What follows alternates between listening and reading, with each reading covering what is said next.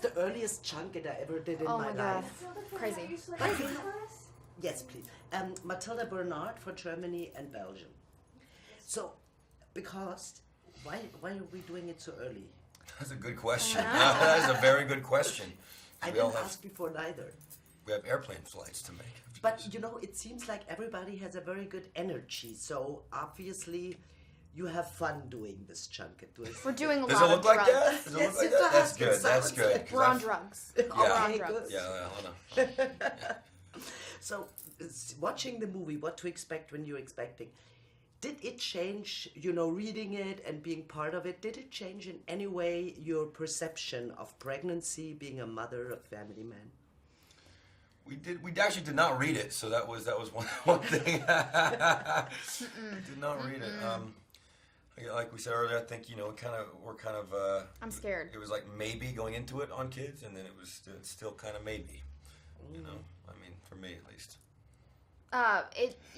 It made me realize how hot you would get being pregnant, because just wearing the prosthetic belly in the summer in Atlanta was brutal, and I didn't have a person inside me. I just had some plastic on me.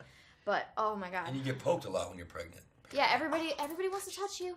I had the Everybody urge wants to touch do you. it. I wasn't even pregnant. It's just plastic. Yeah. Everybody still is like, oh my God, that's crazy. Yeah. Look at you. Why do we have that? That's true. I also do that, and I feel stupid. While I'm doing it, I already feel stupid to do that. Yeah. It's so like borderless, you just go to every woman and, what is it? Where does it come from? No idea. There's a baby in there. I'm going to start doing it to people who aren't pregnant. Right, good Just idea. be like, oh my gosh, you're not pregnant. Look at you. Nothing. Yeah, nope, nothing. Nothing. But you had the more dramatic part also in the movie. Did you talk to some women maybe who lost their child, or did you read about it? It was tricky because it's hard to say, hey, have you ever had something like this happen to you, and can I talk to you about it? But I was relieved when a lot of women on set, when they found out, what character I was playing and what my storyline was, would just want to open up and want to tell me about their experience. So, it was surprising to me the number of women that wanted to talk about it and the number of women that had gone through that. So, it was very lovely that people were willing to be open. And then I also thought that in other cultures, people just get pregnant, they get their kids, there's no big talks. Here you can buy like 1 million of books.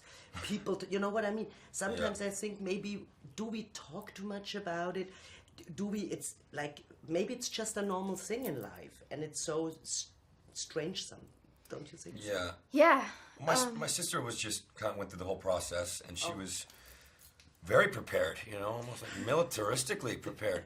But no, I guess there's like websites you can go to now, and you can, see in stages how big the child is and kind of what to expect, and yeah, so there's a lot of planning that can be done. I think it helped. And then you're not so relaxed anymore. It doesn't come out of spontaneity. You understand what I mean? Yeah. Well, I think there's probably a lot of, the more material that's available, the more pressure there is to be the perfect mom, or just have the perfect pregnancy, I guess.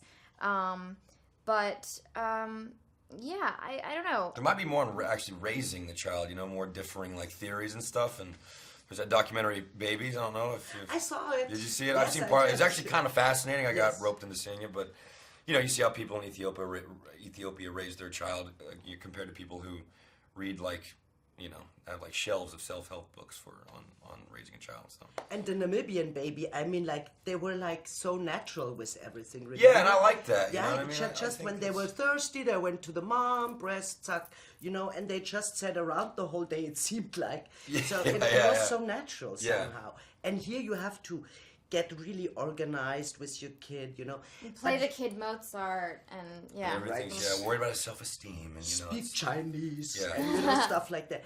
I mean, you're far too young, you two, but you have a plan ever or a dream to become a dad or a mom And when that could be, what should happen that you would say, I'm willing now? I don't know when that day will be. Yeah, It's me not neither. today. It's not today. It's yeah. probably not tomorrow or the next day. But maybe one day. In the future, somehow, yeah. I'm gonna try to take up cooking or something first, and something small. Yeah, start with something practical, no? Yes, exactly. I wanted to talk with you also about fashion very briefly, because you always have a very good style, I think, Is that something you grew in, or is it your stylist who tells you more or less? How would you describe your style, let's say? Well, when I was a kid, actually, when I was like in elementary school, I always wanted to be wearing like something glittery or pink, or wearing something with flowers on it, and was very, very into clothes. I mean, as like a little girl, but I sort of started to care less and less about it, and now I am much more likely to be in sweatpants than anything else. So, and the thing is, I appreciate fashion as an art form. I look at fashion shows and I think that's beautiful. It's, it's wearable art. It's very beautiful. But generally, somebody has to make me put on a skirt. Because if I could be in sweatpants, I would be. Yeah. And with you, Chace, is it like you like girls more where you say, because Matthew just said he loves girls in sweatpants, that's what he likes. Oh, well. Much more than if they are like, completely over the top. What do you like? Yeah, I mean, I don't know. I'm from Texas, so jeans and a tank top or t-shirt or something. You know what I mean? Cowboy boots. And cowboy. I mean, I'm continuing going and a handlebar mustache and a hat. That's how I like, girls. And Chace, also for men now in Hollywood, I think it's the same pressure for men, maybe I'm wrong, to look good, to be fit, maybe to make a diet, I don't know. And do you feel that pressure also, that the looks is very important? Yeah, there is. I guess there is an unspoken pressure. To be honest, I don't feel it. I mean, I run and go to the gym kind of out of a lifestyle, psychologically kind of. It's a different thing. I've done yoga and kind of different things, but I don't really think there is a pressure. I mean, for me, I kind of feel more after doing things like kind of this in Gossip Girl that I kind of want to like do a movie where, I can shave my head and have a handlebar mustache. So, that's kind of where I'd go with it. And again, I like to be in just sweatpants, and I wear these boots every day of my life. So, By the way, very nice. I have. They're good boots. I love them. Thank you. So I'm kind of same pair of jeans and every day. Thank you so much, guys. Have fun today. Absolutely. Bye. Thank you. Bye. Yeah. Nice.